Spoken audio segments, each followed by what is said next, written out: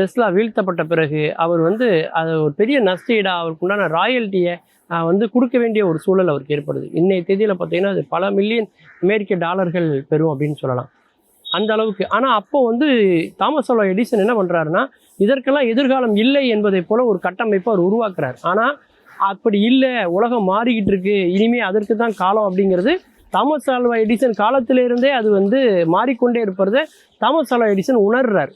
அந்த மாற்றத்துக்கான விதையை அன்றைக்கே டெஸ்லா போட்டார். அந்த சைடு தான் அவர் வந்து போய்கிட்டே இருக்குது உலகம் அப்படிங்கிறது அவருக்கு தெரியுது. இருந்தாலும் ஒரு இவருடைய தவறான சில முடிவுகளால், டெஸ்லாவுடைய தவறான முடிவுகளால் அவர் வேலை பார்த்த நிறுவனத்தை விட்டு வெளியில் வந்து எல்லாவற்றையுமே இழந்து அவர் நடுத்தருக்கு வர்ற சூழ்நிலை வருது.